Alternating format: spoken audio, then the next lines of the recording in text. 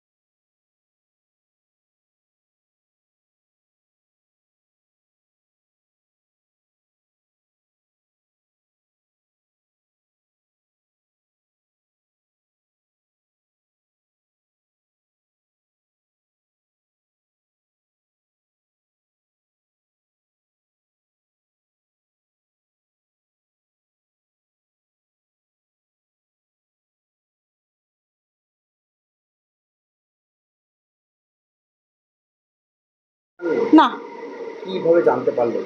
সকালবেলা আমরা উঠেছি, উঠে দেখছি যে আমি আগে উঠেছি।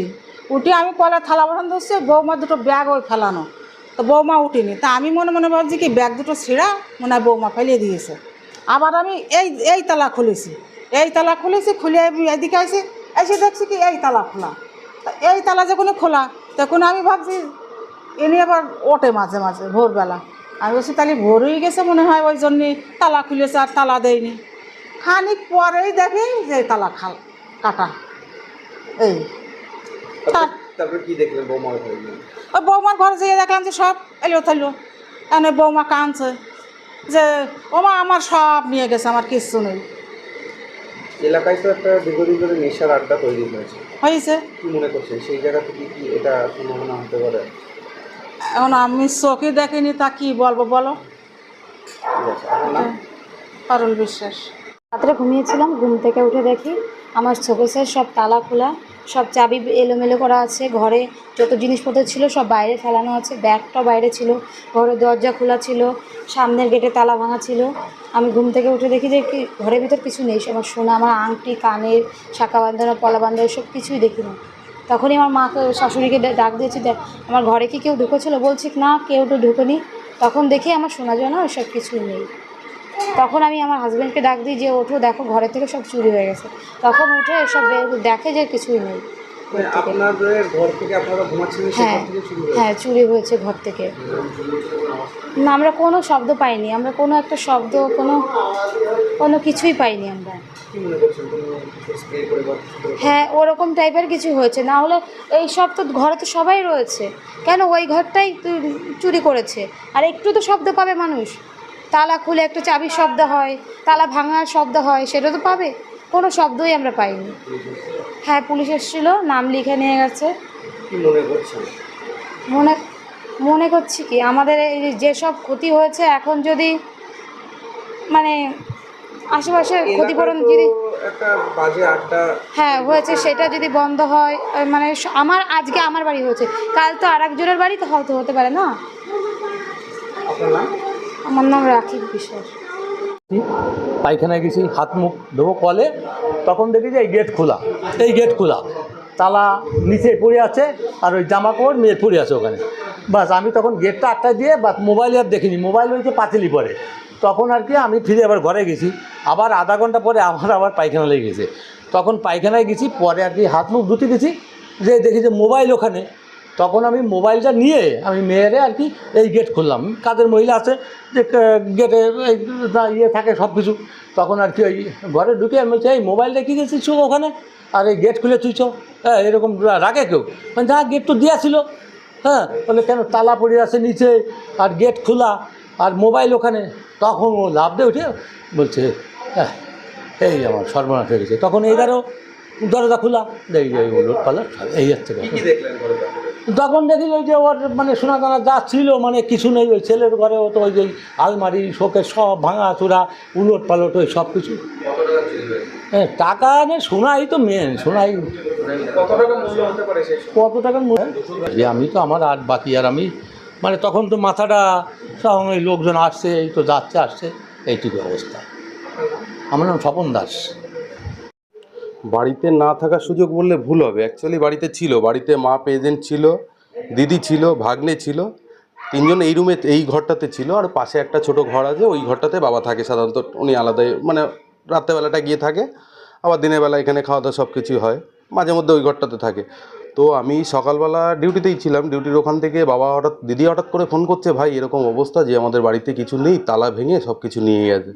তো আমি তো তড়িঘড়ি করে বেরিয়ে এলাম, এসে তারপর দেখি বাড়িতে এই অবস্থা, কোথাও কিচ্ছু নেই, যা ছিল মোটামুটি সব ওই ঘর থেকে সব নিয়ে গেছে। আমার ঘরে সেরকম কিছু পাইনি। অ্যাকচুয়ালি আমার ঘরে আমার যে অ্যালবামটা ছিল ওরা টার্গেট করেছে জুয়েলারি বক্স, সেই বেস করে ওটা নিয়ে বেরিয়ে গেছে, হয়তো আমার জিনিসটা সেরকম এফেক্ট পড়েনি। কিন্তু ওই ঘরে ওর যাবতীয় যা ছিল সমস্ত কিছু, যা ক্যালকুলেশন করছি প্রায় অ্যাপ্রক্সিমেটলি 200 গ্রামের কাছাকাছি সোনা বাড়ি থেকে মানে নিয়ে গেছে। কিন্তু ওদের কোনো, যা শুনলাম ওদের কোনো সেন্স ছিল না এই কারণে বাচ্চাটাকে সকালবেলা ডাকছে, বাচ্চাটা 4 বছর বয়স, ওর কোনো মানে হুঁশ ছিল না, ওকেও বাবা এসে ডাকছিল, ওরও কোনো হুঁশ ছিল না। মেন গেটের তালা ভেঙেছে, আলমারি ভেঙেছে, ও ঘরে শোকেস ভেঙেছে, আমার ঘরে ড্রেসিং টেবিলটা ভেঙেছে। তো ভাঙার পরে ইভেন ওর যে ইউনিফর্ম, আমি দিদি দুজনই পুলিশে আছি, তো ও ডিউটিতে ছিল, ডিউটি করে কালকে ফিরেছে, আমি ডিউটিতে ছিলাম, ওর ইউনিফর্মটা নিয়ে গিয়ে বাইরে ফেলেছে, ওর ফোনটা নিয়ে গিয়ে বাইরে ফেলেছে। হয়তো কি মনে হয়েছে যাই না, যেই করুক না কেন সচেতনভাবে করেছে যে ফোনটা নিয়ে গেলে পরবর্তীকালে প্রবলেম হতে পারে, ফোনটা নিয়ে গিয়ে বাইরে ফেলেছে। আর সমস্ত কাগজপত্র এলোমেলো। এইটা যা ক্যালকুলেশন করছি আমরা, কারণ 2-2:30 পর্যন্ত থাকে, এইটা মোটামুটি 2:30-3টের দিকে সম্ভবত। কি মনে হচ্ছে যে? দেখুন, মনে হচ্ছে বলতে আমার অনেকগুলো কথা বলার আছে। আমার এখানে রিসেন্টলি খুব অ্যান্টি সোশ্যাল অ্যাক্টিভিটিস বেড়েছে, যেটা বড়োবাবুকে আমি নিজে ফোন করে বিগত দিনে একটা জিনিস জানিয়েছিলাম লোকাল গাইঘাটা থানার বড়োবাবুকে, যে রিসেন্টলি যাই না এখানে, আমরা তো দেখেন বাইরে থাকি, আমাদের প্রফেশন এরকম যে কর্মসূত্রে আমাদের বাইরে থাকতে হয়, ফ্যামিলির সঙ্গে ডিটাচ, ফ্যামিলি পুরো তাদের উপরই ছেড়ে দিতে হয়, তো সেইখান থেকে শুনলাম যে একটা গুলি চলেছে। তারপর দিনই সকালবেলা কী হলো, আমার বাড়ির সামনে একটা আর্মস রিকভারি হলো, ওই বাচ্চাটাই, দিদির ছেলেটা 4 বছর বয়স, ও একটা আর্মস পেলো। আমি থানাকে ইনফর্ম করলাম, কারোর সঙ্গে আমার কোনো বিবাদ না, কিছু না, আমি সবার সঙ্গে নর্মালি মিশি। তো তাকে আমি বড়োবাবুকে জানালাম, বড়োবাবু জানানোর পরে ফোর্স পাঠালেন। পরে বড়োবাবু আমাকে বললেন যে ওটা একটা এয়ারগান ছিল। যাই হোক, অত ডিটেলসে আমি যাব না, কি ছিল না ছিল উনি জাস্টিফাই করে বলতে পারবেন, আমি তো যেহেতু দেখিনি আমি বলতে পারবো না। তো আর আমাদের পাশে যে কারখানার মাঠটা টালিবাটাটা, এইখানে খুব বাজে একটা অ্যাক্টিভিটিস তৈরি হয়েছে। বাজে অ্যাক্টিভিটিস বলতে আমি বড়োবাবুকে সচেতন করে দিলাম এর আগে এই ব্যাপারে। রাত 2টো নেই, 2:30 নেই, 3টে নেই, আউটসাইডের ছেলে, ধরেন একটা লোকাল ছেলে আমার এলাকায় ঢুকলো, আমি কিন্তু তাকে জিজ্ঞাসা করতে পারবো, ভাই কেমন আছিস কি, কিন্তু আদার্স ছেলে একটা আসলে তাকে আমি শুনতে পাচ্ছি না যে তোর বাড়ি কোথায়, কোথা থেকে এসেছিস। এরকম আদার্স পার্সনের অ্যাক্টিভিটিস বেশি এখানে। এই মাঠটাতে অন্তত 40-50 জন ছেলে সবসময় মানে ঘোরাঘুরি করে, সবগুলোই বাইরে, ম্যাক্সিমাম বাইরে, যাদের কোনো আমরা চোখে দেখিনি, আমরা দেখিনি তাকে। তো এইখানে যেটা শুনেছি, তাদের নিয়ে গাড়ি বাইক নিয়ে আনাগোনা, আর ওখানেই গণ্ডগোলটা হচ্ছে, যারা করছে বাইরে থেকে এসে করছে। তো আমরা কেন সাফার করব? আজকে আমরা নিজেরাও তো নিরাপদ না, আমার বাড়ির লোকজন কী করে নিরাপদে থাকবে? তো লোকাল প্রশাসনের কাছে অনুরোধ করব, আমরা যেহেতু প্রশাসনের মাধ্যমে একটা কাজে যুক্ত আছি, প্রশাসনের কাছে রিকোয়েস্ট করব সুষ্ঠু স্বাভাবিকভাবে প্রক্রিয়া করে মানে তদন্তভারটা এগিয়ে নিয়ে যাক, মাল যাতে আমি রিকভারি করে পাই। আমি শান্তনু দাস।